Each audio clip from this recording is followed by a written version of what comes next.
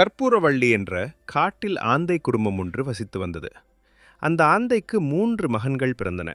அந்த ஆந்தையின் குஞ்சுகள் மிகவும் புத்திசாலி. அம்மாவிடம் கேள்விகளை கேட்டுக்கொண்டே இருக்கும். அம்மாவும் பதில் கூறியபடியே இருப்பாள். ஒரு ஆந்தை குஞ்சுக்கு ஒரு கேள்வி எழும்பியது. அம்மா, நாம் ஏன் மற்ற பறவைகள் போல் இல்லை, பகலில் தூங்குகிறோம், இரவில் இரை தேடுகிறோம் என்று அம்மாவிடம் கேட்டது.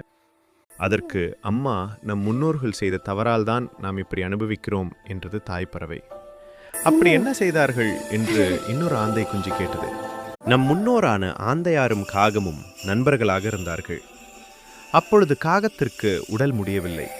அப்போ குயில்தான் மருத்துவராக இருந்தார். ஆந்தையாரும் காகமும் டாக்டர் குயில் கிட்ட போனாங்க. அப்படி போகும்போது அவர் தந்த மருந்தால் உடல் சரியாகிவிட்டது. ஆனா குயில் டாக்டருக்கு பணம் தராம காகமும் ஆந்தையும் ஓடிவிட்டார்கள். குயில் டாக்டர் தேடியும் அவர்கள் கிடைக்கவில்லை. ஆந்தையார் குயில் மருத்துவருக்கு பணம் தரணுமேனு வீட்டை விட்டு வரமாட்டாராம். எல்லாரும் தூங்க போனதுக்கு அப்புறம் இரவு நேரத்துல தான் வருவாரா. காகையாரும் அவர் கண்ணில் படாதபடியே சுத்தி இருந்தாராம். ஒரு நாள் குயில் இருவருக்கும் சாபம் ஒன்று விட்டது. காகையாரே, உன் வாழ்நாள் முழுக்க என் குஞ்சுகளை நீ பாதுகாத்துக் கொள்ள வேண்டும். ஆந்தையாரே, நீ இரவு நேரத்தில் மட்டுமே இரை தேடிக்கொள்ள வேண்டும். பகலில் உன்னால் வெளியே வர முடியாது. அப்படி வந்தால் உனக்கு கண் தெரியாமல் போகட்டும் என்று சாபம் விட்டது. இதை கேட்டுக்கொண்டிருந்த ஆந்தை குஞ்சுகள் மிகவும் மனம் வருந்தின. ஏன் நம் முன்னோர்கள் இப்படி செய்தார்கள் அம்மா?